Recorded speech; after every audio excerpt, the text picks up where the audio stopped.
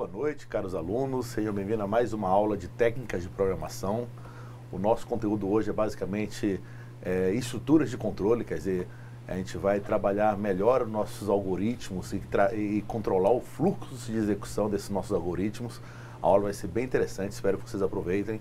Professor José Márcio, alguma mensagem para os nossos alunos aí? Boa noite a todos. Eu queria fazer um lembrete para vocês utilizarem os fóruns, postarem suas dúvidas, suas sugestões, para que a gente possa estar melhorando aí cada vez mais esse processo de aprendizagem e ensino. Então vamos lá, gente. O professor José Márcio, o professor Lilo, eu, vamos aí acompanhá-los nessa nova jornada, mais uma jornada aí de técnicas de programação. A agenda da aula de hoje, gente, vamos dar uma olhada aqui na nossa agenda. A gente vai falar de estruturas de controle, quer dizer, tudo que a gente trabalha para controlar o fluxo de execução do nosso programa. Especificamente, a gente vai trabalhar com estruturas de decisão, é o famoso a estrutura C, a estrutura C, C não, a estrutura C, C não, C e C não. Isso é básico nos algoritmos. Depois nós vamos falar das estruturas de seleção, onde a gente vai ver o comando escolha. E por último, a estrutura de repetição, para, enquanto e faça. A grande questão é, professor, eu acho que eu já vi essas estruturas. Realmente vocês já viram, essas estruturas foram vistas lá na disciplina de lógica de programação.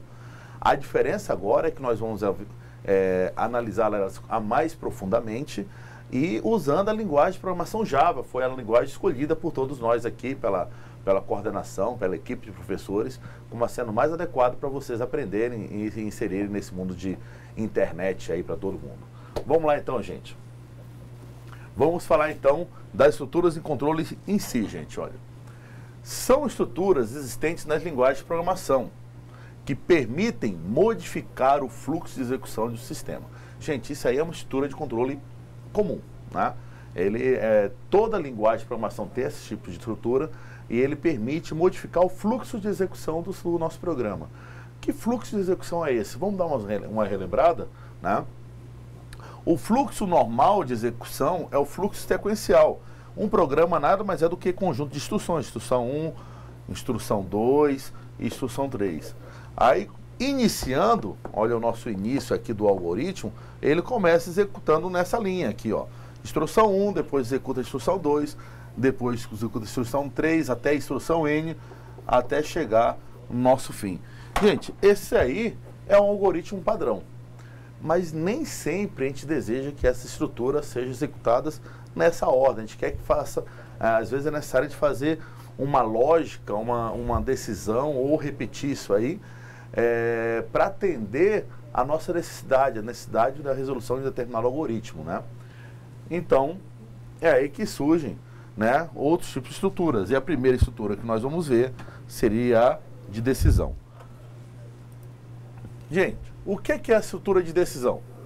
Estrutura de decisão é um mecanismo usado pelas linguagens de programação para permitir que o computador tome decisões. Nossa, professor, significa que o computador é capaz de tomar decisões? Sim, decisões baseadas no contexto, né, onde você vai pedir para ele analisar uma expressão lógica. O que é expressão lógica? A gente viu na aula passada, são expressões que retornam verdadeiro ou falso. E baseado nessas expressões, você olha, se essa variável for maior que 7, então faça isso. Se essa outra variável for menor que 7, faça isso.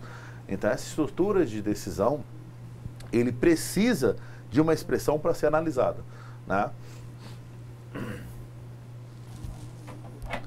A decisão a ser tomada deve ser expressada por meio de uma expressão lógica. Foi exatamente o que eu falei agora. Então, o computador toma decisões? Sim, muito bom. Essas decisões são baseadas numa expressão lógica? Sim. E o que é a expressão lógica? É uma expressão que retorna verdadeiro ou falso, né?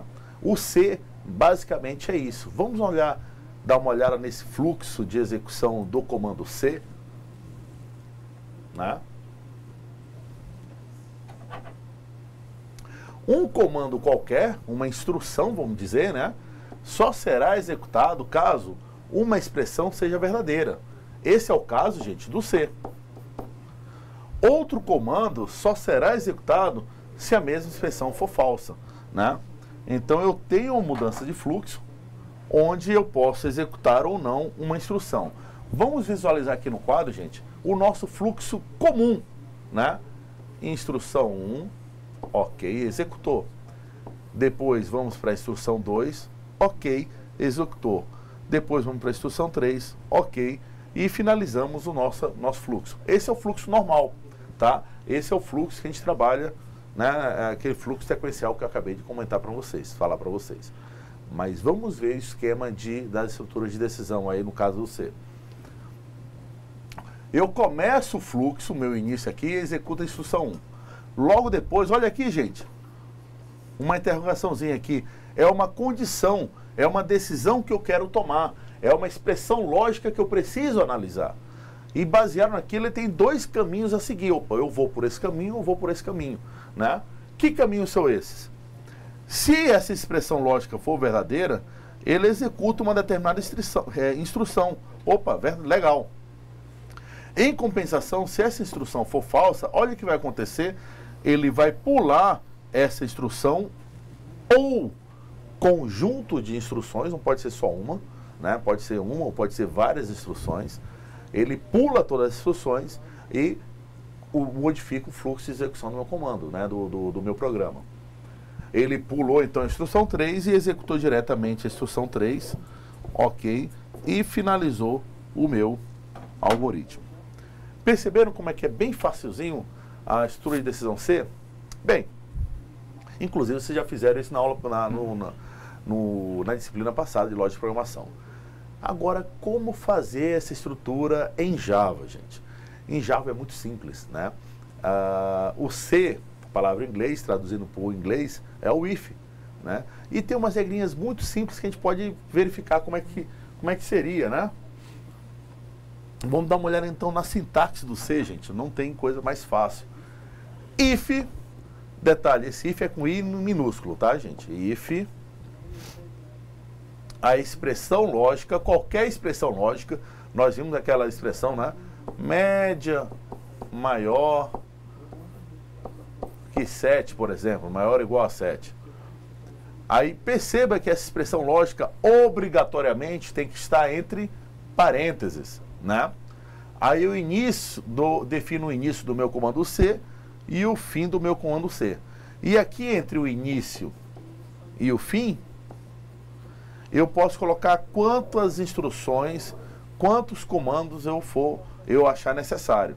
Lembrando que esse bloco de comandos que nós estamos vendo aqui, ele só será executado se aquela expressão lógica for verdadeira, né?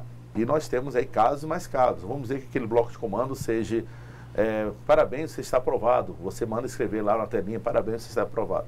Ele só vai executar se sua média for maior ou igual a 7, né? É bem legalzinho essa estrutura, é bem simples, né? O famoso comando média.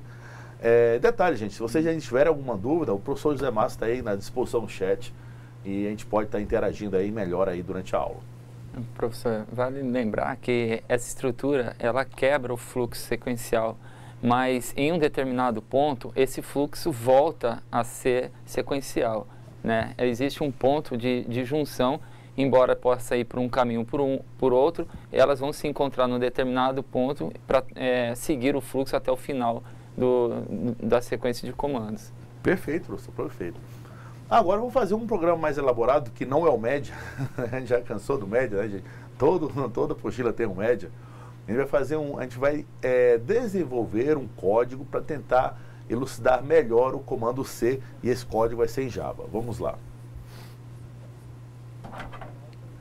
Dado o salário de uma pessoa, o imposto de renda pode ser cobrado caso ele ganhe mais do que R$ 1.500 mensais, né, no caso. Se isso acontecer, a porcentagem do imposto é de 15% sobre o salário bruto. Caso contrário, o imposto a pagar é zero. A pergunta que eu faço um programinha que calcule o salário líquido. Dado o salário bruto, calcule o salário líquido. Então, a gente vai analisar, né? Se ele ganhar mais de 1.500, vamos cobrar imposto. Então, perceba que antes de desenvolver o sistema, eu já fiz a lógica. Se ele ganhar mais do que 1.500, vamos cobrar o imposto. Se não, não vamos cobrar imposto. Como é que ficaria esse meu código? né? Aqui eu vou declarar, vamos ver se a gente consegue ver aqui, mas vou ler para vocês aqui, né?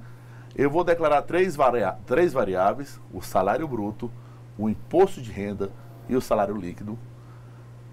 Logo depois, na entrada de dados, eu pergunto para ele qual é o seu salário bruto, então vai aparecer na telinha aí qual é o teu salário bruto, e logo depois eu atribuo o salário bruto de acordo com o que o usuário digitou, tá? Essa é a nossa segunda parte. Primeira parte, declaramos a variável.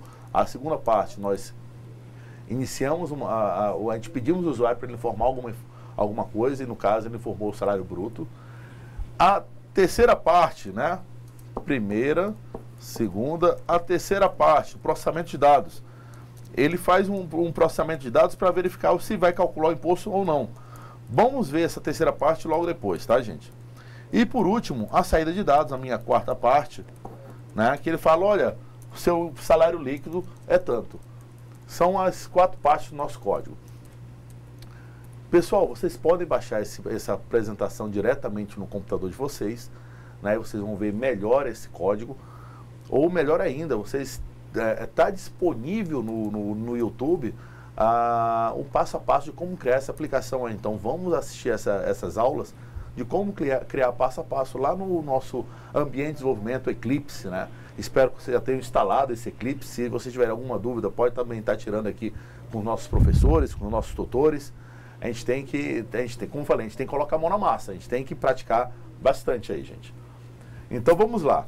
Vamos dar um zoom nessa terceira parte aqui, olha aqui, olha o zoom. Agora, professor, não gostou desse zoom aí automático, né? Perceba aqui, eu tenho aqui em cima o salário bruto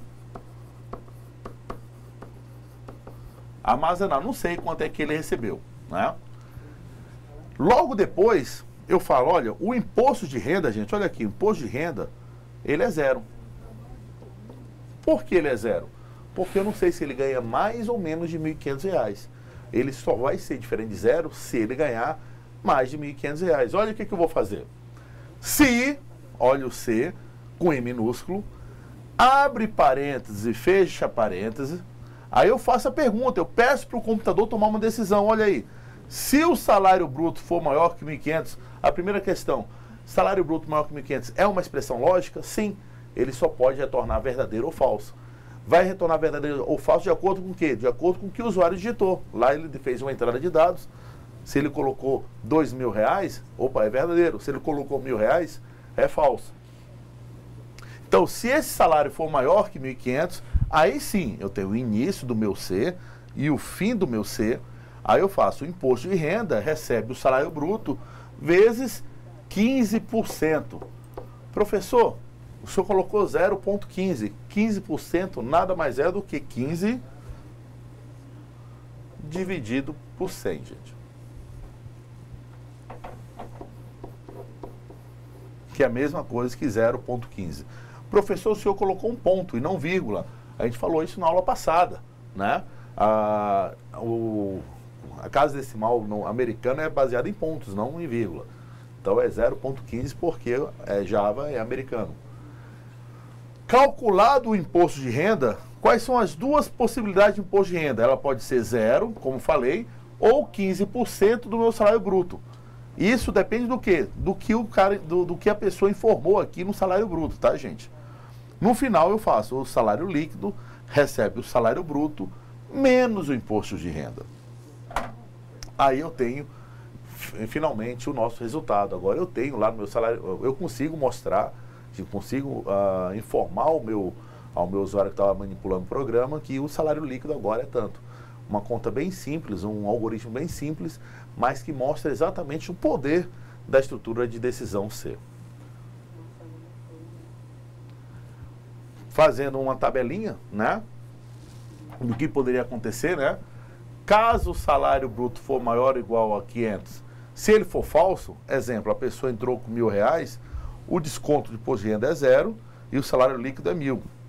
Agora, se essa expressão for verdadeira, exemplo, alguém entrou com um salário de 1.501, maior que 1.500, o desconto de imposto de renda é 225,15, e o salário líquido passa a ser R$ 1.275,85 centavos. Tá, gente? Aqui é uma tabelinha, é o que o computador vai fazer, se aquela expressão for verdadeira ou se aquela expressão for falsa. Pessoal, tem alguns comentários aqui sobre a questão do valor. Isso daí é um exemplo fictício. É óbvio que eu preferiria ganhar 1.450 do que ganhar 1.500, porque não seria descontado imposto nenhum. Mas é só para mostrar para vocês aí a execução da condição, que ele só entra na condição quando for maior que 1.500. Lógico que o cálculo do imposto verificaria apenas os valores acima de 1.500 que seriam descontados. Então tem todo um outro processo que poderia a gente aperfeiçoar, mas o intuito é mostrar aí a execução da condição. Gente, o professor José Márcio falou tudo, né? Isso aqui é apenas um algoritmo bem simplificado do verdadeiro cálculo do imposto de renda. Ele só calcula o imposto em cima do que exceder acima dos 1.500, tem todo um outro processo. Eu apenas facilitei aqui para o entendimento, né? Mas quem quiser conhecer mais como calcular o imposto de renda, espero que vocês ganhem bastante para precisar calcular o imposto de renda, né? Vocês podem ir no site da Receita, lá está todos os cálculos bem detalhados para você não ter dúvida nenhuma. Eu já tirei essas dúvidas todos os dias quando comecei a pagar imposto de renda. Bem, gente, a segunda estrutura de decisão é o C, senão, né? O primeiro, como falei, é apenas o C. O segundo, é o C e o senão. O C, senão, na verdade, é um complemento do C. Se aquela expressão for verdadeira, executa o código. E se ela não for verdadeira, for falsa? Aí vai executar um outro código. Tem alguns algoritmos que só o C resolve e tem outros que eu preciso do senão para garantir resolver realmente o problema que foi proposto no algoritmo, tá? Então vamos lá como é que é a sintaxe do meu C e senão.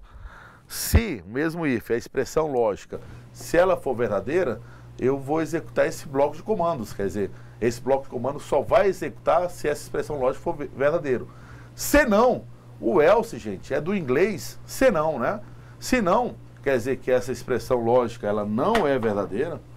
Vamos lá. Essa expressão lógica é falso. Quando ela for a expressão lógica for falsa, ele vai calcular o bloco de comandos, um outro bloco de comandos para falso. Verifique o seguinte, ou ele executa um bloco, ou ele executa o outro. Nunca vai executar os dois ao mesmo tempo. Ele vai escolher, ou eu vou por esse caminho, ou por esse outro caminho. Tá? Então, vamos dar uma analisada aqui nesse código, gente. O C, esse aqui é o C. Eu inicio a execução, executo uma instrução e faço a minha condição lógica, a minha expressão.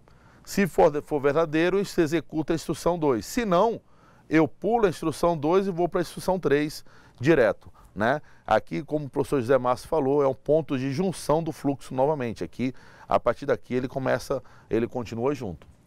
No caso do C, senão, olha aqui, gente.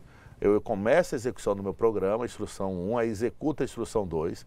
Logo depois eu tenho minha pergunta. Essa pergunta é identificada por uma expressão lógica. Se ela for verdadeira, ele executa um conjunto de instruções.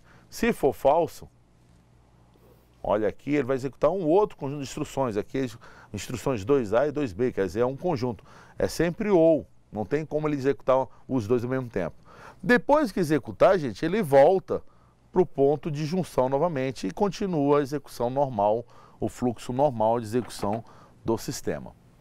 Graficamente fica mais fácil a gente entender, né? A gente vê que o C, ele divide nosso fluxo, ou toma um caminho ou toma outro, depois no final ele junta, né? Perfeito, é bem facilzinho aí. Né? Um exemplo agora de C e senão, vamos pegar, gente, eu gosto de dar esse exemplo porque sempre cai em prova, olha a dica aí, sempre cai algum, como verificar se o número é par ou ímpar, né? Ou então, como verificar se um número é divisível por 3, por 5, por 7, assim por diante. Então, vamos fazer esse algoritmo aí, só para dar uma olhada.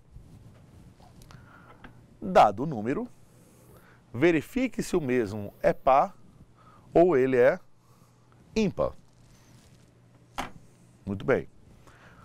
Como é que eu faço, professor? Vamos lá, para descobrir se o número é par ou ímpar. O que é que eu poderia fazer aí? Bom, a gente pode considerar que o número par é um número que vai ser divisível por 2. O professor é um assistente aí top, né? Gente, como é que eu sei? Se o número é divisível por 2, se eu pego um número divisível por 2, se o resto da divisão for igual a 0, ele é par. Se eu pego 4 dividido por 2, não quero saber qual é o resultado da divisão. 4 dividido por 2, o resultado é 2. Eu quero saber o resultado do resto da divisão. Eu quero saber o resto da divisão. Se o resto é 0, ele é par. Agora vamos pegar 5 dividido por 2, né? Aqui é 2, eu tenho o quociente é o 2 aqui também, mas e o resto? É 1. Então, quando o resto é 1, ele é ímpar. Quando o resto é 0, ele é par. Então, é só dividir o número por 2 e verificar o resto para saber se esse número é par ou não. Desculpa.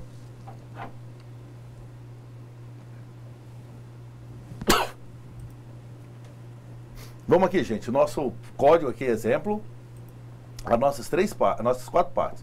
A primeira parte, a declaração de variáveis. Eu tenho 2 variáveis, o número no qual o usuário vai entrar e a saída, que é uma string que ele vai falar é par ou ímpar. A segunda parte, que é a entrada de dados.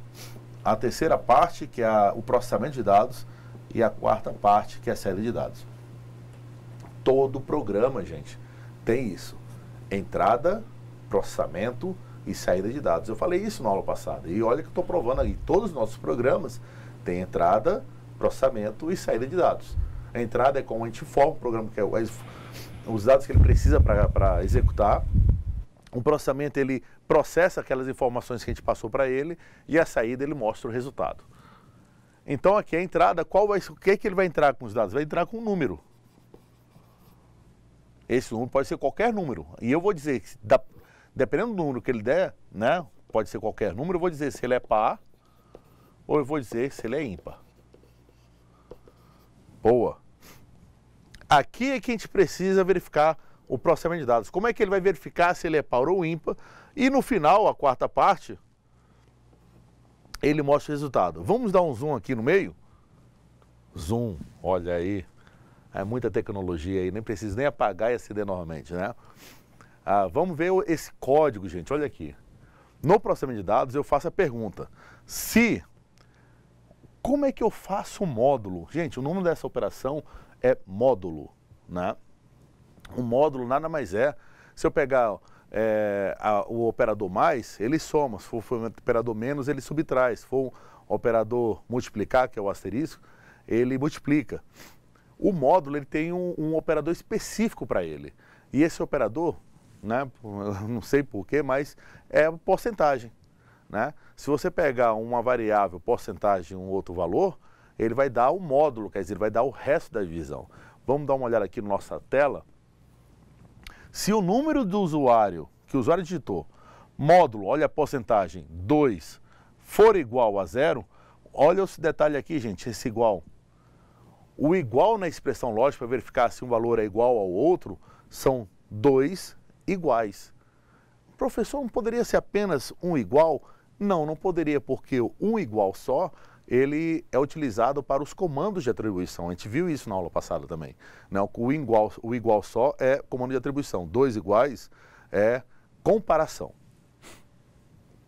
Então, se um determinado número, módulo 2, quer dizer, se o resto da divisão desse número por 2, como é que a gente leria esse código aqui? Se o resto da divisão desse número por 2, então aqui é uma porcentagem, né? For igual a 0, significa que o número é par. Se não, o número é ímpar. Muito simples, gente, né? Se o resto da divisão do número por 2 for igual a 0, quer dizer, se ele digitar 4, quanto é que é o resto de 4 por 2? 0, então é par. Em compensação, se ele digitar 5, vamos dar uma olhada aqui, se ele digitar 5, o resto da divisão de 5 por 2 não vai ser igual a 0, quer dizer, isso aqui vai ser falso, e quando for falso, o número é ímpar. Pessoal, perceba que a gente fala disciplina técnica de programação. À primeira vista, né, vocês estão vendo agora, os primeiros algoritmos, nós estão vendo agora os primeiros programas em Java, pode ser um pouquinho mais complicado do que parece. mas o que vai realmente fazer diferença para vocês, enquanto aluno, e vocês conseguirem pegar bem a ferramenta é a prática. Todos esses comandos, todos esses programas que estão feitos aqui em sala de aula, vocês têm que praticar em casa também. Ou então, em determinado momento, e praticar na frente do computador, usando um computador aí da empresa, da faculdade, do polo. Nós temos a prefeitura, várias prefeituras aí como parceiros também, a gente pode verificar.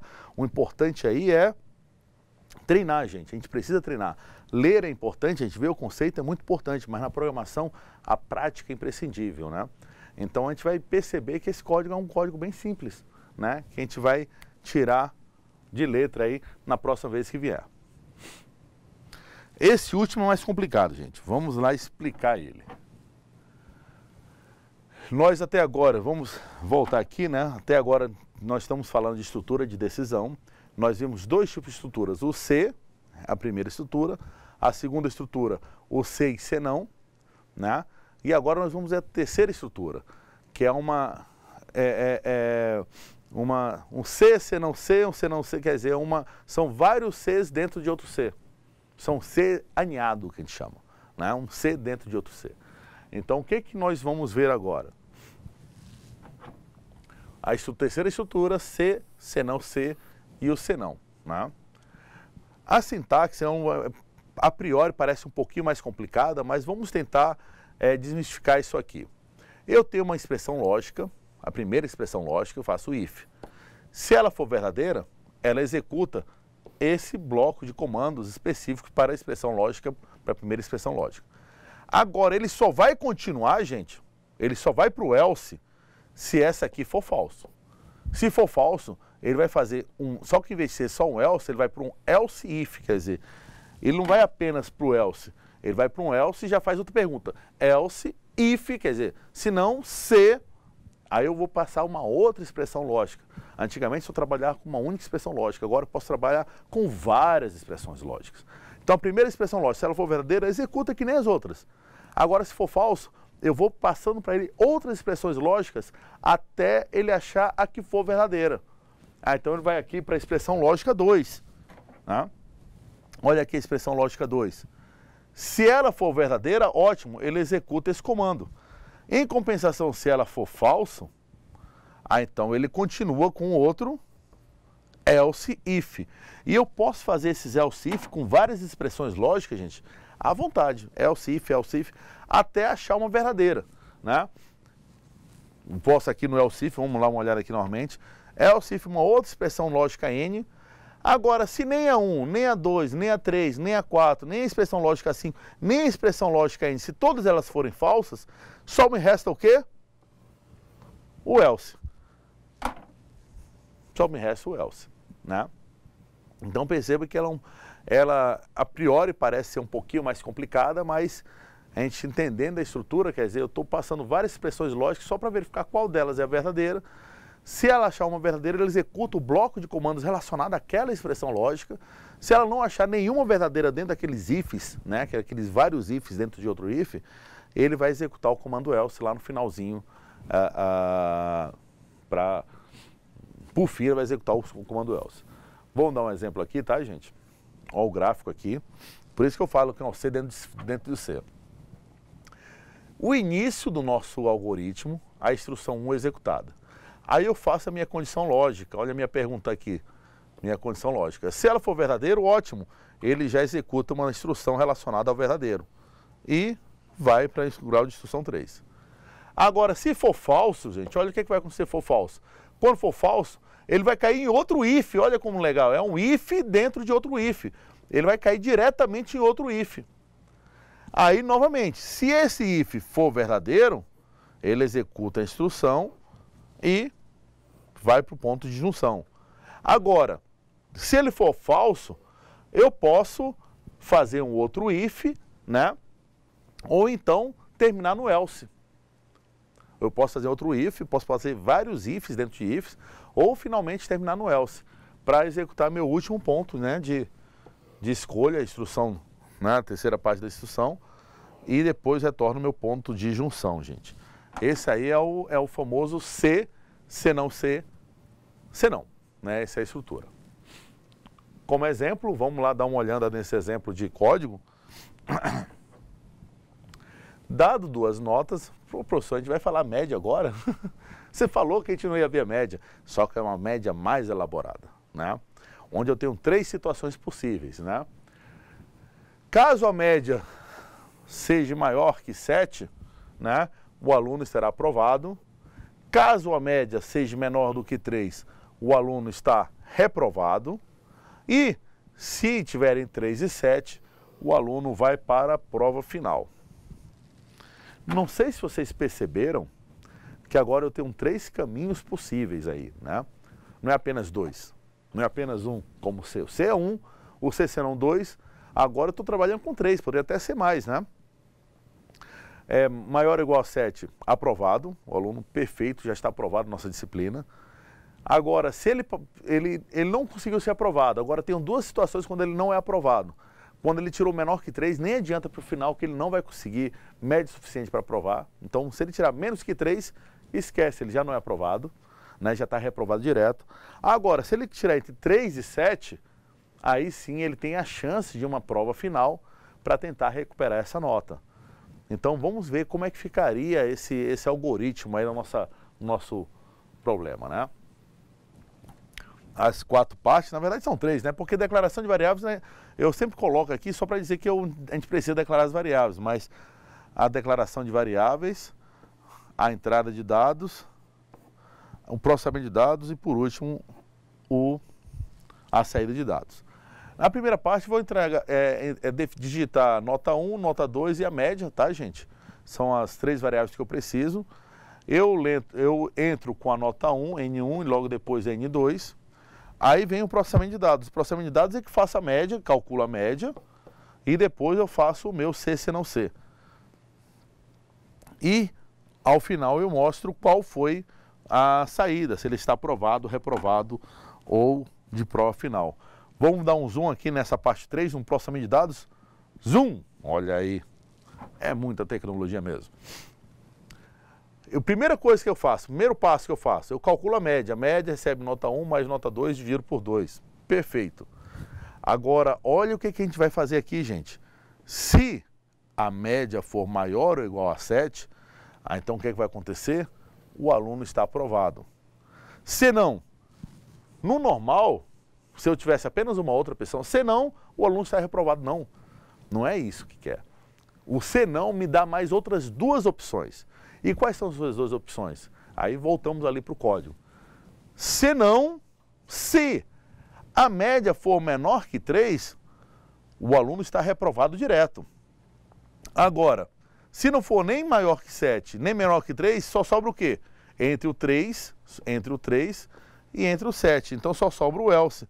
O aluno vai para a prova final. Perceba que agora a gente vai falar de fluxo de execução de comandos, gente. Do fluxo de execução das minhas instruções aí. Vamos dar uma olhada aqui. Tá? Vou até apagar aqui tudo para a gente rever esse código, que é bom a gente não ter dúvida sobre ele. Um pouquinho, tá?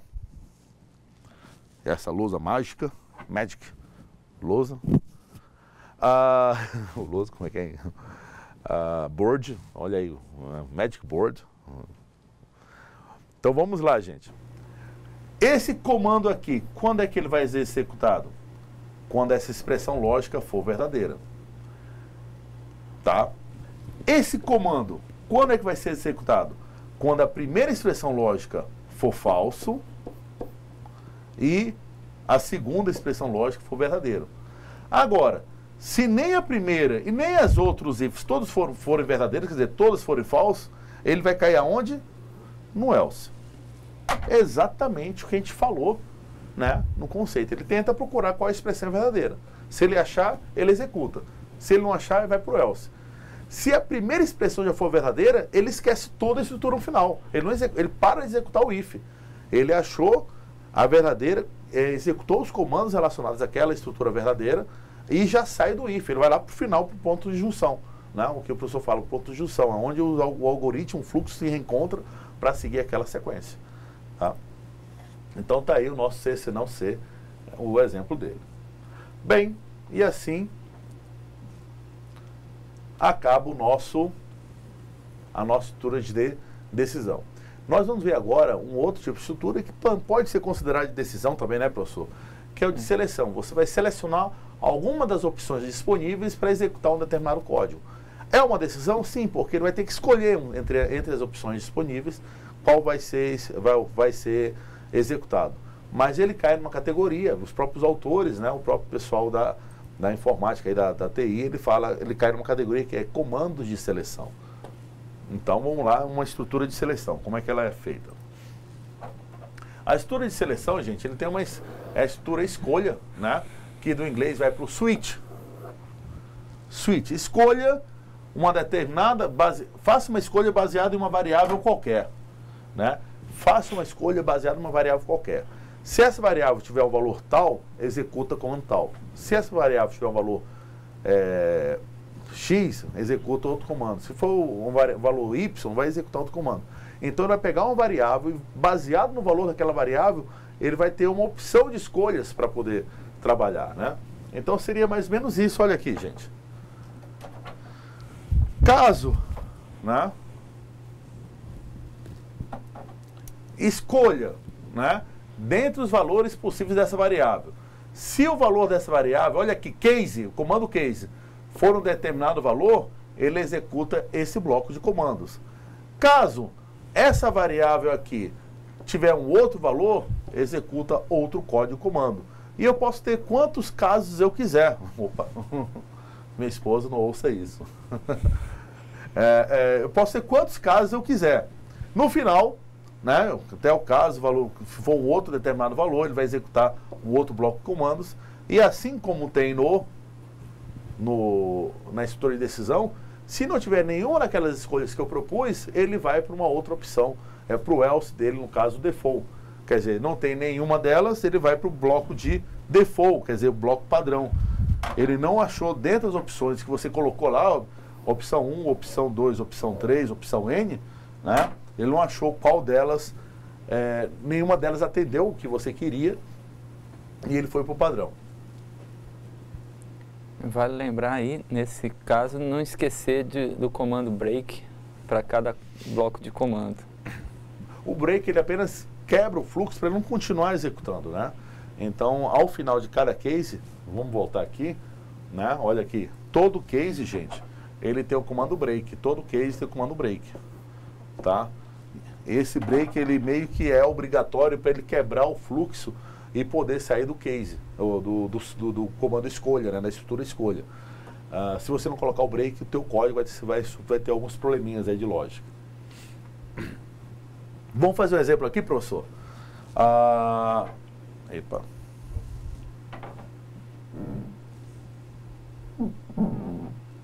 Olha aí. Um exemplo nossa escolha, tá, gente?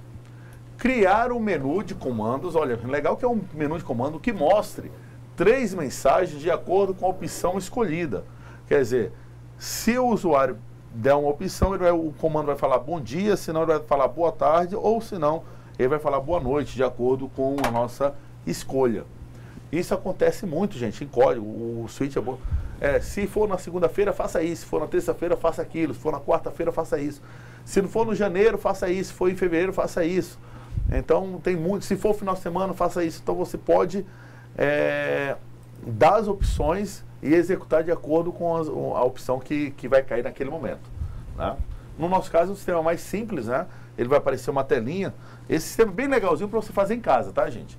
Eu declaro uma variável opção. Tá aqui a minha variável opção. Aí faço um menuzinho, onde se ele digitar 1, ele vai falar bom dia. Se ele digitar 2, vai falar boa tarde. Ou se ele digitar 3, vai falar boa noite. Ele lê a opção, aqui é a entrada, né? Ele lê a opção e logo depois ele faz o meu switch. Vamos ver que switch é esse? Vamos analisar que processamento de dados é esse aqui. O zoom, olha o zoom aqui. O nosso zoom faz justamente isso, olha. Digite sua opção, aí ele lê a opção, olha aqui a opção que ele acabou de ler. Aí ele escolha, ó, selecione, escolha. Né? Escolha baseado nessa opção que você acabou de ler, ó. Escolha baseado nessa opção. Caso 1, o que é que ele vai escrever? Bom dia, e não esquecer do break. Caso 2, se o usuário digitou 2, boa tarde, e não esquecer do break. Ou caso 3, escreva boa noite e não esquecer do break. E por último, quer dizer, ele só para testar se o sistema está correto ou não, que tem usuário que quer fazer o mal no teu sistema, ó, só para dizer que esse sistema não presta, né? Aí ele vai lá, não digita nem 1, nem 2 e 3. Olha que eu pedi para ele digitar 1, 2 ou 3. Aí vai lá e coloca o 5. O seu sistema tem que estar apto para tratar esse 5, quer dizer, se ele não digitar nem o 1, nem o 2, nem o 3, ele vai para o default. E o default, o que ele vai falar? Olha, cara usuário do coração, né? Você selecionou uma opção errada. Você tem que dar uma mensagem bem amável, né, para ele não fazer isso novamente. Cara usuário, você selecionou uma opção errada, por favor, tente novamente, né? Então é para isso que serve a estrutura de seleção. Ele vai escolher dentre as opções disponíveis, né, qual que melhor adequa e executar o código relacionado àquela opção que você escolheu. Certo, tá. Tem só tomar cuidado que a variável opção é uma variável inteira que vai estar preparado para receber um dado inteiro, e aí nas opções dos cases coloque-se os números inteiros referentes às opções às quais a gente quer definir. Gente, ótima consideração, professor Zé Márcio. A questão é a seguinte: que tipo de variável eu posso utilizar no comando de seleção? A priori no Java eu só posso trabalhar com tipos de dados ordinais. Não, o que seriam dados ordinais? Dados que têm sequência, gente. Então o número inteiro tem uma sequência, 1, 2, 3, 4, né? Então eu sei qual é uma sequência. Caracteres também.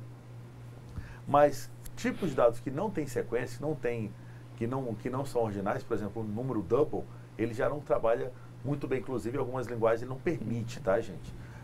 Por quê? Pensando no número real, qual é o próximo número? Tem o 1 real, número 1 real, qual é o próximo número? É o 2 ou é o 1.1? Né? Então não tem esse problema.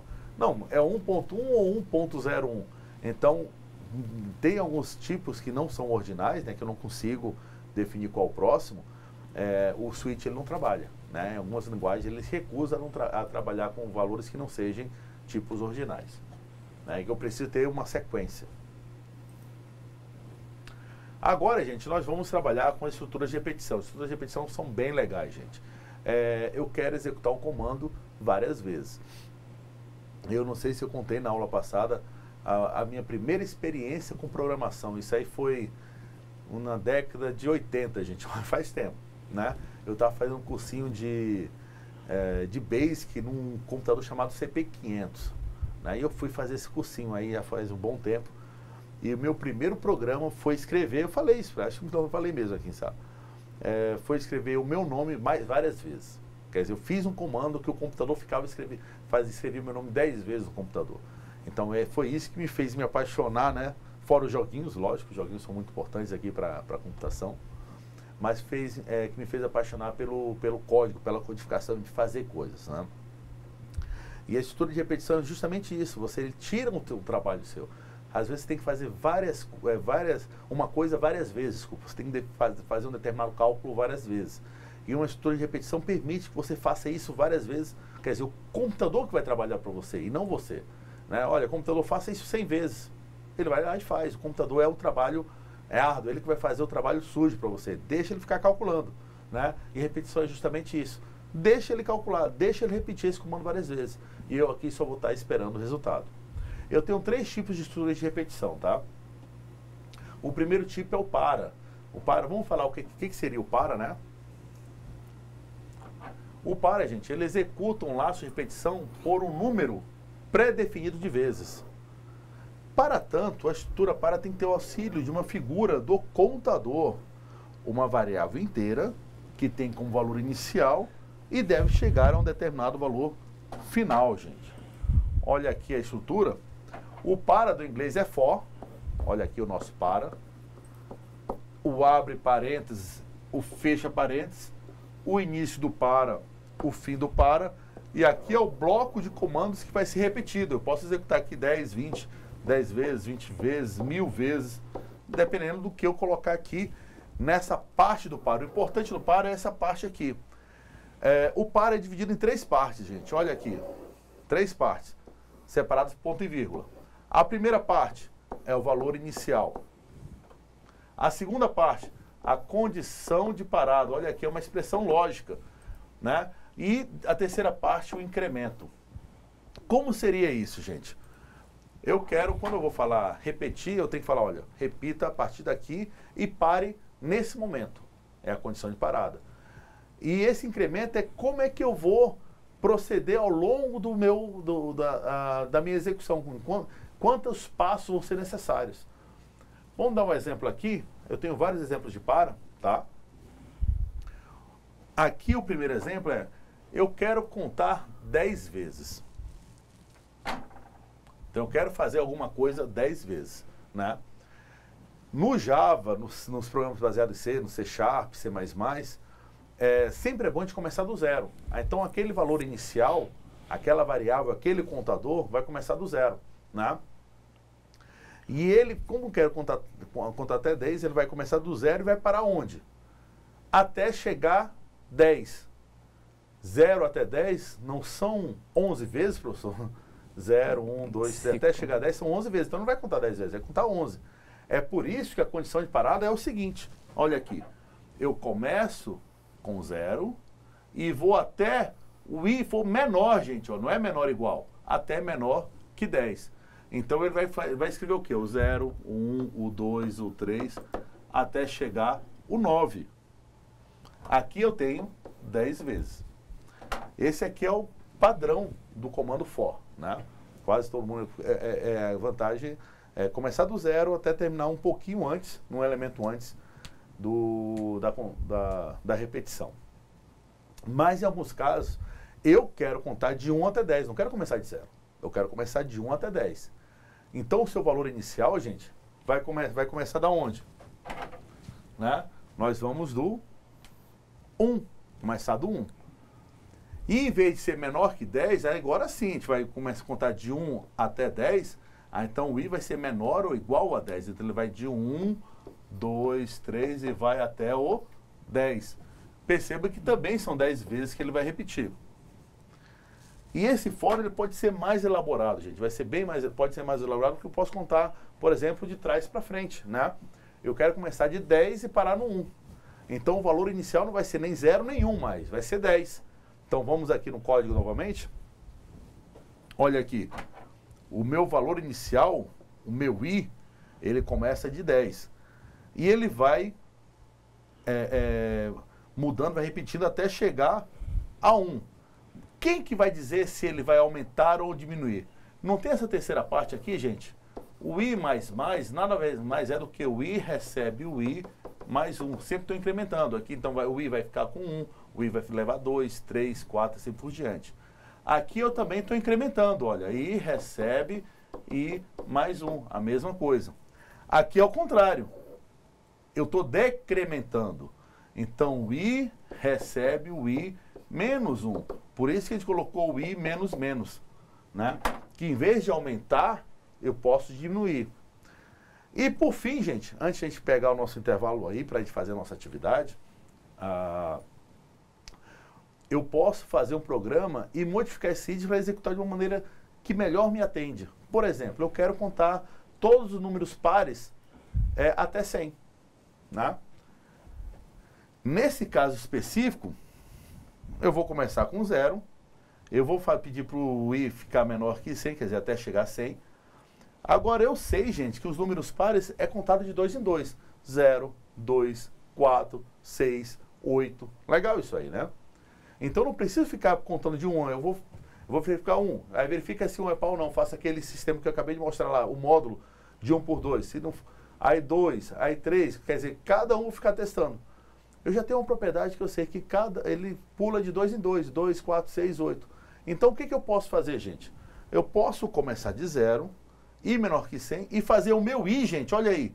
Meu i pular de 2 em 2, olha. I recebe i mais 2. Então ele vai escrever o 2, o 0, o 2, o 4, o 6, até o 98. Ele não vai escrever o 100 porque eu coloquei aqui menor que 100. Então, perceba, gente, que o for, ele é ótimo, né, para fazer repetição. A grande vantagem dele é que eu sei um número pré-definido de vezes que eu preciso repetir. E nós vamos ver depois do intervalo os outros dois tipos. A gente vai tirar as dúvidas da nossa atividade. Nós temos uma atividade muito boa para vocês fazerem aí. E nós vamos ver os outros dois tipos de estrutura de repetição, né? E depois fazer um comparativo em todas as estruturas, qual delas vai ser melhor, que vai nos atender melhor. Até depois do intervalo, gente. Espero que tenham gostado até agora. Obrigado. Exercício. Exercício, vamos para as atividades, né? Vai passar com a próxima.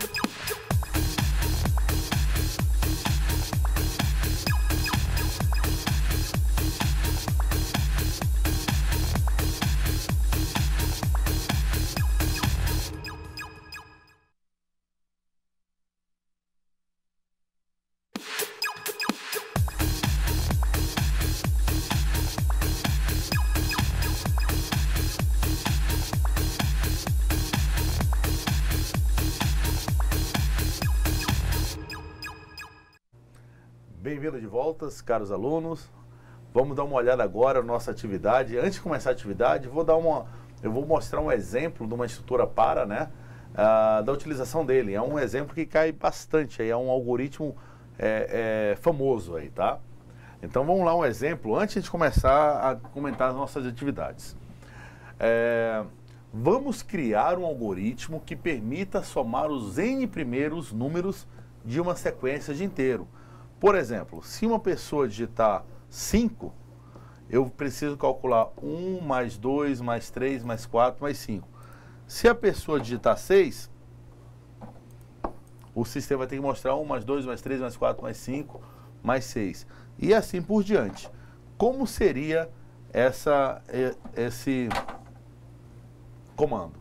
A questão que nós temos que ter em mente é o seguinte: ele vai realizar uma soma várias vezes. Que número de vezes? O tamanho do n, o tamanho do 5 que ele...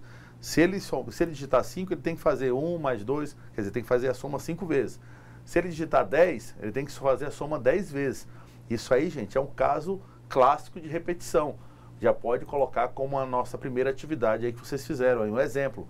Calcular a somatória dos n primeiros números. Existe uma fórmula matemática para isso, mas vamos imaginar que a gente esqueceu essa fórmula, a gente não consiga... A gente vai ter que fazer o for aí para poder resolver. Então vamos ver aqui o algoritmo, tá? O algoritmo está aqui, a declaração, a primeira parte, a entrada de dados onde eu vou dar um número n, o processamento que a gente vai dar o sum logo, e por último a saída de dados que ele vai me dar o resultado da soma, tá? Aqui está o resultado. Dando o zoom, olha o que nós vamos ver, gente. Dado o número, vamos dizer que a pessoa digite o número 5 aqui, que é o do exemplo que a gente colocou. Eu tenho uma variável chamada soma, que vai receber essa soma de todos os números. E vou fazer a somatória. Do i iniciando de 1, olha aqui o i iniciando de 1, ele vai parar, olha a condição de parada. Enquanto o i for menor ou igual ao número, quer dizer, o i vai até o número 5, quer dizer, ele vai contar de 1, 2, 3 até o número 5, tá? Ele vai incrementar de 1 em 1, então 1, 2 sempre vai ser de 1 em 1, né? E eu vou fazer a soma, quer dizer, eu vou realizar essa soma, gente, 5 vezes. Eu vou pegar a soma que eu tinha antes e somar com o i. O i, gente, é o meu contador, aquele cara que conta. Aquela variável inteira que conta. Então, na primeira vez que eu executei, qual é o valor de 0? Vamos até apagar aqui, né? Qual o valor do i? O i é 1, tá aqui, ótimo. Qual o valor da soma? 0. 0 mais 1, então a soma passa a ser 1, né? Logo depois eu incremento o i. O i que era 1, o i que era 1 passa a ser 2. A soma que antes era 0 passa a ser 1, então vamos lá. A soma que eu já fiz a soma, né? Então primeiro 1 e o i passa a ser 2. Então o valor da soma vai ser igual a 3. E aí o que vai acontecer com o i? O i vai para... Vou incrementar, o i vai ser 3. A soma que antes era 3 e vai somar com o I, que é 3, quanto é que vai ser a soma agora? 6. Que legal. E agora o I passa a ser 4. A soma, né? Que era 6 mais 4, a soma passa a ser 10. E assim por diante, tá, gente? Eu vou executar isso 5 vezes. Então perceba que esse algoritmo é uma maneira de eu somar 5 vezes, realizar uma operação 5 vezes, quer dizer, somar os 5 primeiros números. Professor Zé Márcio, algumas dúvidas aí em relação às atividades, alguns exemplos? Não, as principais dúvidas aqui são em relação à prorrogação da entrega desse exercício. Já foi passado para a coordenação, eles vão avaliar o caso e vão estar retornando, tá, pessoal? A gente não tem esse poder de decisão, mas vai ser analisado algumas situações para verificar a possibilidade. Com relação aos exercícios, não tivemos ainda sugestões, mas a gente pode deixar algum exemplo aí para vocês pensarem, tá? Na questão 1, foi solicitada uma estrutura de decisão. Então a gente pode imaginar um problema onde definir de acordo com a faixa etária se um aluno vai participar da equipe infantil, juvenil ou adulto. Então vamos imaginar lá a idade de 7 a 12 anos infantil, de 12 a 18 juvenil, de 18 para cima adulto. Então a gente pode imaginar esse tipo de uma estrutura de decisão. Esse seria no caso C, se não C, C não. C não. Já usando toda a complexidade do comando de decisão. Com relação às repetições, existem muitas situações que a gente usa no dia a dia aí para resolver problemas, tá? Calcular a soma dos valores de 1 a 100, aqui no caso foi mostrado até o cálculo da soma dos valores de um número informado, escrever os primeiros números primos, escrever os primeiros números quadrados perfeitos. Existe então as estruturas de repetição permitem que a gente faça isso de uma maneira mais simples. Imagina se tentar identificar os 10 primeiros números primos. Eu acredito que... Inclusive, gente, isso aqui é uma atividade que vai estar lá no dia postar no ambiente.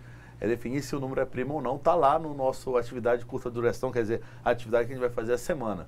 Então, gente, apesar de algumas pessoas pedirem um pouquinho de prazo, parece que estamos com problema de instalar o Eclipse. Gente, o tutorial está na internet, assistam o vídeo, está lá na internet para vocês verem. Vocês têm que instalar duas coisas. Primeiro, você tem que instalar o Java. Depois de instalar o Java, você instala o Eclipse. Lá no nosso ambiente tem os 2 links diretos para instalar o Java e depois para instalar o Eclipse. É aquele arquivo para fazer download. E instalar o Eclipse, gente, não é nem instalar, é só descompactar o arquivo e depois começar a praticar, né? Vamos lá então, gente. Vamos para a nossa segunda estrutura de repetição. A gente está retornando, vamos relembrar. Hoje a gente está falando de estrutura de controle, né? A estrutura padrão é sequencial. Logo depois a gente viu que existe a de decisão, a estrutura de decisão. Estrutura de decisão nós temos 3 subtipos, o C, C não, e o C, se não C, C não. Ótimo. Logo depois nós vimos que tem estruturas de seleção, que é o switch case. Agora nós temos as estruturas de repetição. Tem 3 tipos também. O para, que a gente acabou de ver, e nós vamos ver o enquanto e o faça, né? Lá na lógica de programação você deve ter visto também o repita, só que no Java, no C Sharp, no C++, no C, ele não tem a estrutura repita. Ele tem uma estrutura faça, né? Que é bem distinto em relação. E tem algumas características interessantes. Agora, a pergunta, para que várias estruturas de repetição? Por que uma não resolveria? Pessoal, eu vou ser bem sincero, qualquer estrutura de repetição resolve qualquer problema. É possível. Ainda mais no Java, né? Então, a questão é que nós temos algumas estruturas de repetição que são mais adequadas para determinadas soluções. É só isso. Então, a escolha depende do modelo que você quer trabalhar. A estrutura de repetição a principal característica dela é o seguinte, você vai repetir um número pré-definido de vezes. Já começa por aí. Então, quando você vai utilizar o para, eu já sei quantas vezes eu quero repetir. Eu tenho até uma brincadeira que faço com meus alunos aqui no presencial. Eu peço para os meus alunos fazerem 10 abdominais, né? O que é necessário para fazer 10 abdominais? Aí os alunos falam, eu preciso estar em forma, preciso estar 100%, preciso ter força. Aí eu falo, não, antes de tudo isso, para você fazer 10 abdominais, você precisa saber contar até 10. Senão, como é que você vai fazer 10 abdominais se você não sabe contar, né? Então, para isso que serve o contador, né? O contador ele vai te ajudar na execução da sua tarefa. Fiz uma vez, fiz 2 vezes, fiz 3 vezes. Para isso que serve o contador, para eu poder contar. É o meu cara, é o meu auxiliar que vai contar para mim. É o teu personal trainer. Foi 1, foi 2, foi 3, né? É isso que serve para. Só que tem um outro tipo de problema, nós temos outro tipo de problema que eu não sei quantas vezes vou fazer uma determinada tarefa. Perceba a diferença. Eu peço para o professor José Márcio, professor José, faça 10 abdominais. Você sabe contar, né? Vou tentar. Vai tentar fazer as 10 abdominais, né? Agora eu vou fazer vou mandar um outro comando para ele. Não é faça 10 abdominais. Eu falo, professor, faça quantos abdominais conseguir enquanto não cansar. Vão ser 10? Menos. Então a pergunta é diferente, o comando é diferente. Um eu mando ele fazer 10, a outra, ó, faça enquanto não estiver cansado. É esse que é o enquanto, olha, faça enquanto não estiver cansado. É para isso que a gente utiliza o enquanto e o faça, né? Eu não sei quantas vezes eu vou repetir. Essa é a diferença. Então vamos lá. Vamos aqui ao conceito, tá? O enquanto é comumente usado quando o número de vezes que um bloco de comandos deverá ser executado não é conhecido, diferentemente do para, né? Diferentemente do para, que é pré-definido, né? O comando do para, como falei, é do tipo faça 10 abdominais. O enquanto, por sua vez, é uma repetição do tipo faça abdominais enquanto não estiver cansado. Quer dizer, ele faz o abdominal, aí eu pergunto, cansou? Não, então faça novamente. Cansou? Não, faça novamente. É assim que funciona. E como é que é a sintaxe do nosso enquanto, gente? O comando é o while, olha aqui, do inglês, né? Sempre tem uma expressão lógica entre parênteses. Essa expressão lógica obrigatoriamente tem que estar entre parênteses. Eu tenho o início do meu while e o fim do meu while. O início e fim no Java sempre definido pelo abre-chaves e pelo fecha-chaves. E dentro do chaves, gente, eu tenho o bloco de comandos que vai ser repetido. A questão é o seguinte: tanto for, quanto while, quanto do, que a gente vai ver daqui a pouco, ele repete enquanto a expressão lógica for verdadeira. Se você for verificar o for lá, a condição de parada é uma expressão lógica.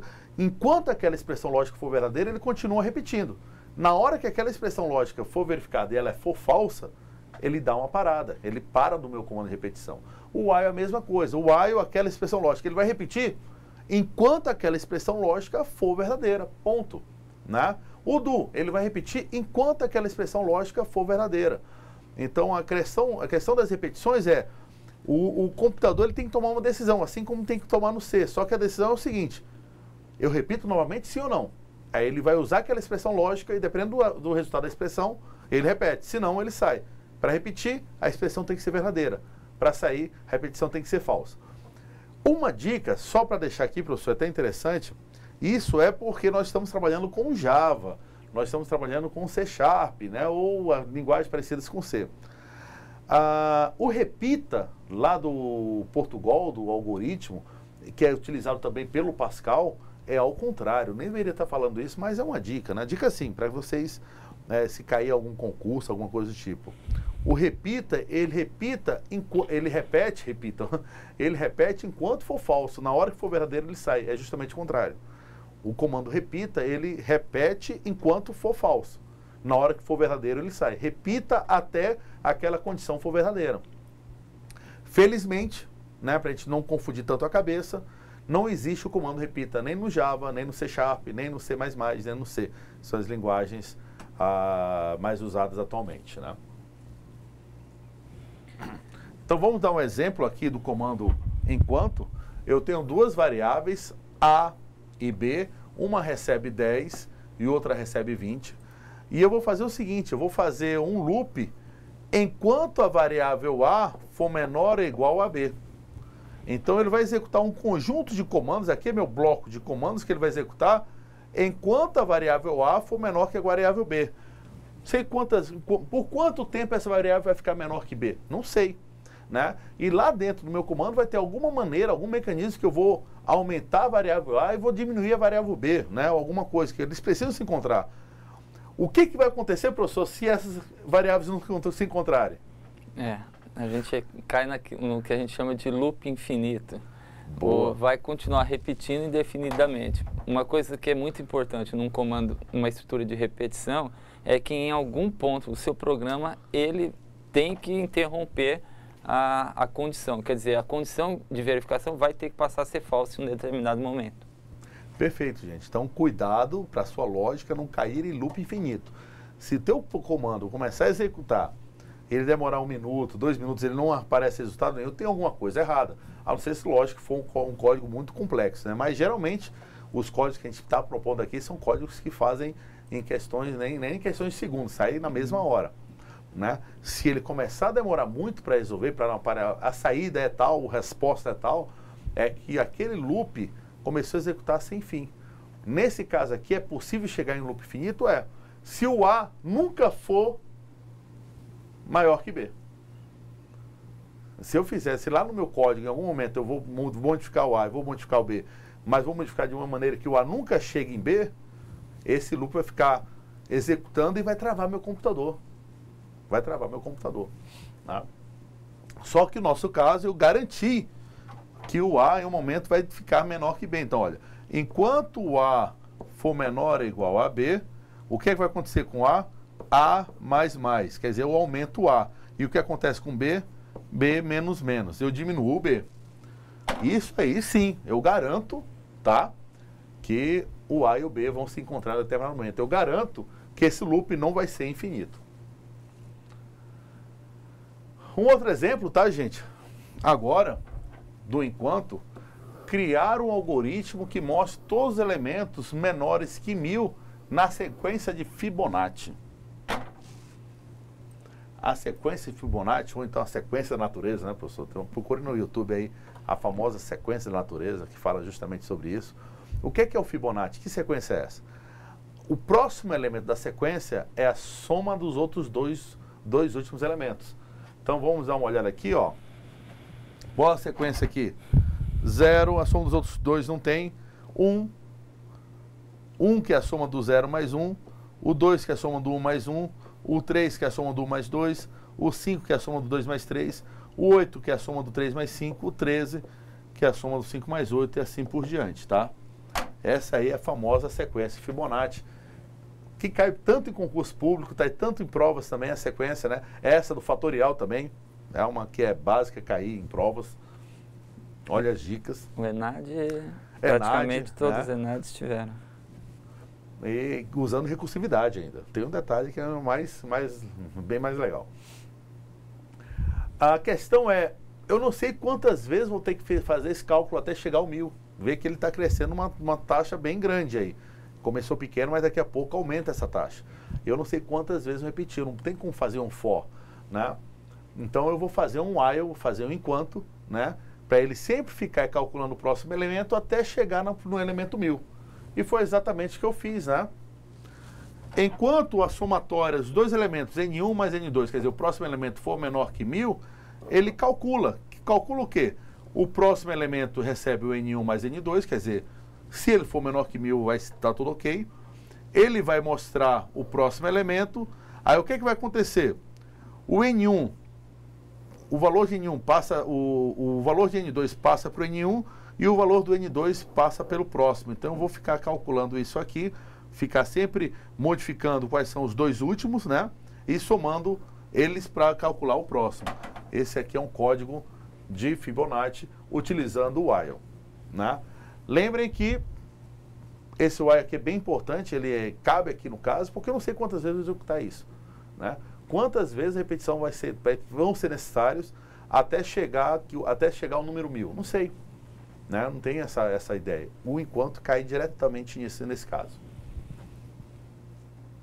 Agora, gente, o terceiro e último estrutura de repetição, o faça, né? Olha lá.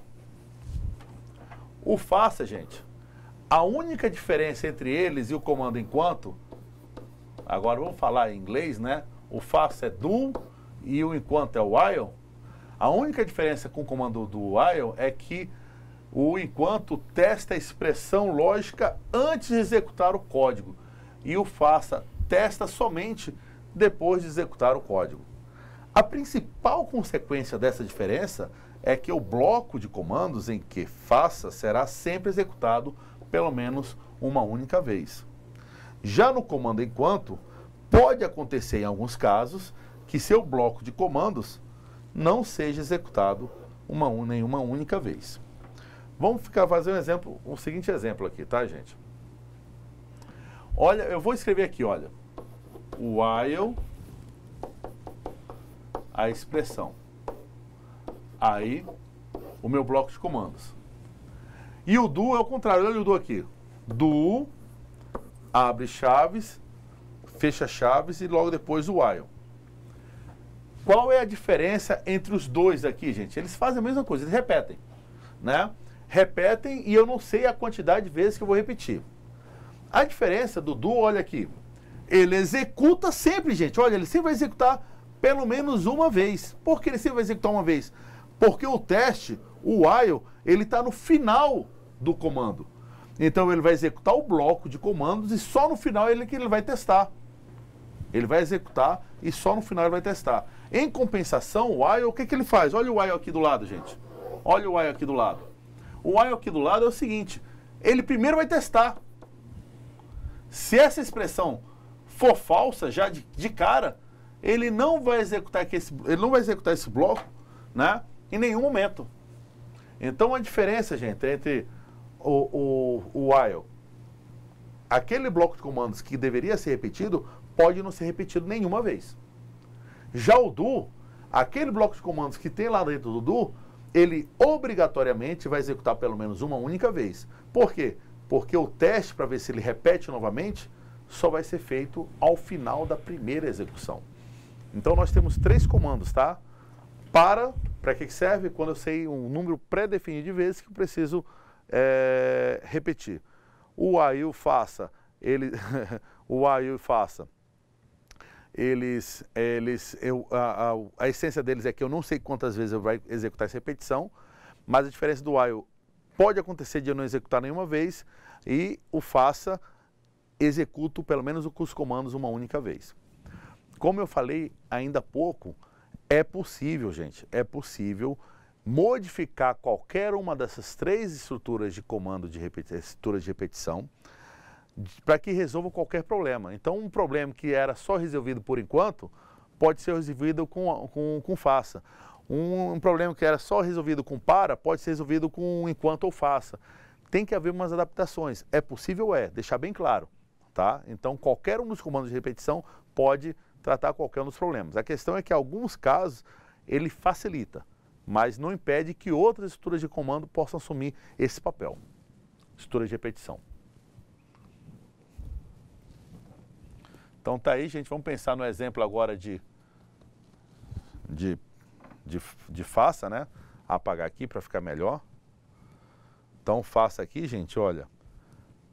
Ele executa uma vez, só lembrando, tá? Olha o fluxo de execução do meu comando aqui. Então ele vai executar esse meu bloco de comandos uma única vez, pelo menos. E por último ele testa se essa expressão lógica for verdadeira. A grande questão é que enquanto essa expressão for verdadeira, ele volta no início e executa mais uma vez. Então ele fica executando, ele vai retornando, ele volta, ele fica executando enquanto essa expressão lógica for verdadeira. E acontece a mesma coisa com as outras 3 estruturas de repetição. Enquanto a expressão lógica for verdadeira, ele repete. Vamos criar um exemplo para o faça, tá? Um exemplo muito legal para o faça é criar o menu de comandos que mostre 3 mensagens de acordo com as opções escolhidas. Bom dia, boa tarde, boa noite. Opa! é bem parecido com a nossa última atividade lá. Realmente, é da seleção ali, né? A questão é que agora eu tenho uma quarta opção perguntando se o usuário deseja sair do programa. Então, além de ter 1, 2, 3, que é bom dia, boa tarde, boa noite, se ele digitar uma opção, ele sai do programa. E se ele não digitar essa opção? Se ele nunca digitar essa opção, toda hora ele vai ficar pedindo bom dia, boa tarde, boa noite. Isso é muito bom para criar uma interface né, um menuzinho de interface para você, né? Então é um código para você testar em casa. Perceba que aqui eu tenho o do, olha, o comando do, o while. Então ele vai repetir todo esse menu enquanto o usuário digitar 0. Quando ele digitar 0, olha aqui, quando ele digitar 0, o que vai acontecer quando ele digitar 0? Ele vai sair o programa. Agora, se ele digitar 1, 2, 3 ou qualquer outra opção, ele executa a opção que ele deseja, né? E depois retorna ao início, aparecendo o menu novamente. Para ter uma experiência completa de como usar do que faz esse comando, recomendo assistir o vídeo que está na internet, né? O link já está disponível na página, ou, né, pegar esse código, também está disponível lá no nosso ambiente, tentar fazer esse código em casa e tentar executar e ver como ele se comporta. O legal é que você vai ter um menuzinho e enquanto você não digitar a opção 0, ele vai ficar repetindo aquele menu até quando você desejar. Bem, gente,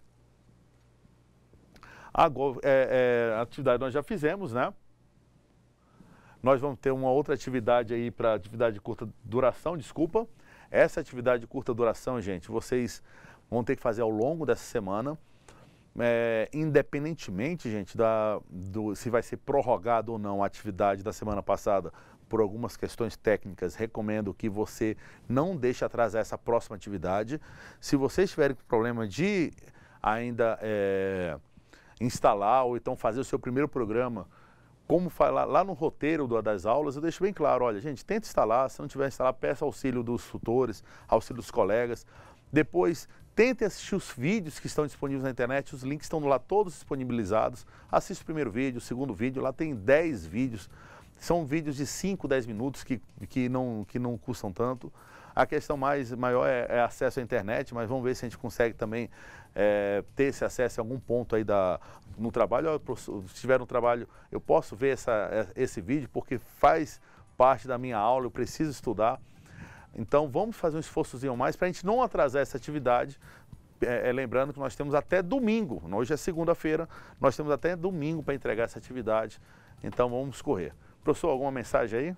Pessoal, sugiro também que quem já conseguiu baixar o Eclipse e o Java, tentar copiar aí, passar por um pendrive, alguma coisa para ajudar os colegas. Ou quem não conseguiu, também procurar alguém que já conseguiu para vocês tentarem conseguir uma cópia desse aplicativo. Já que o Eclipse, basta ter o arquivo, né, professor? Só um arquivo. Tá então, bom. O Java, ele tem que ser instalado, mas é possível também baixar ele completo. Quem conseguir fazer isso e replicar para os colegas vai facilitar aí, já que tem alguns reclamando com relação à velocidade do link.